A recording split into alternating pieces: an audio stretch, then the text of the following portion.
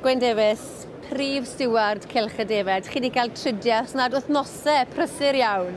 Wel, mae wedi bod yn brysur, ond mae wedi bod yn mwynhad hefyd, i chi'n dod fan hyn i Lanelwedd, i chi'n cwrdd â hen ffrindiau, mae tîm o stewards arbennig gyda dyn. Oce, felly mae'n enw i sy'n fel rhyw brif steward, ond i ni gyd yn yr un lefel, mae bob un yn gwybod i waith, ac mae pawb yn gweithio fel tîm. Mae'n bleser cael bod yma.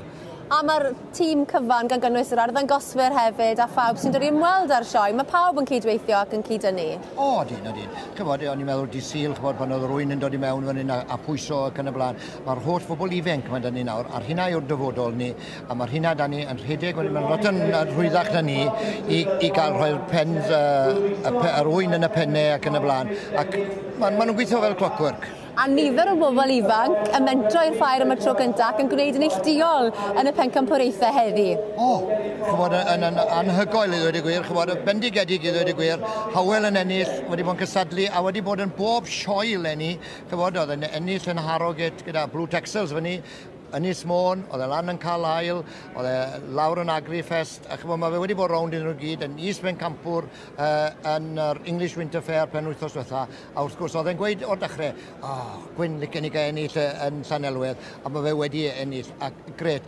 Ond, yn dod yn ail yn Is-Bencampwr, oedd y par wy'n dion bach na.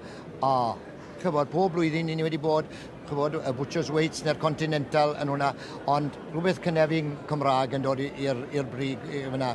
Chybod, mae hwnna wedi bod yn hwb mawr i'r diwydiant yng Nghymru ac hefyd, wrth gwrs, i'r Defaid o'n i'n siarad o'r boes fyna nawr, maen nhw yn byd bach i hunain ar hyn o bryd. Achos Annes-Llŷ Roberts, na tro cyntaf i gystadlu ag ennill, a rai bach oedden nhw, pwysau bach. Pwysau bach, yn bach dros 100 kilo am y par, chybod, rhyw 27 kilo neu rhywbeth fel o'n nhw'n pwyso, ond o'n i'n siarad ar beirniad, oedd e'n gweud o'n nhw'n bar perffaith.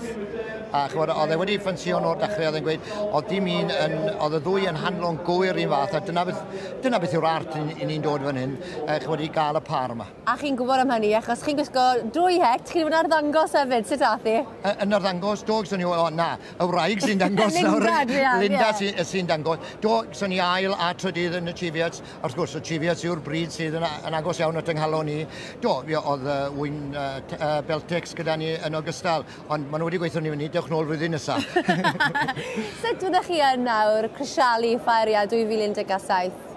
Wel, fi'n credu bod wedi bod yn sioe hapus dros ben, a pawb wedi, os dim un, ni wedi cael neb yn complaino na dim byd, mae wedi wneud yn gwaith ni yn rhwydd iawn, a bob un fi'n siarad, maen nhw'n hapus ac gwylwn i chi flwyddyn nesaf, a dyna'r gair i ni sy'n clywed, bod nhw'n dod nôl ato ni flwyddyn nesaf. Neges pwysig iawn. Wel, diolch o galon i chi, Gwyn, am bob dim i chi'n gwneud dros y ffair, dros y sioe.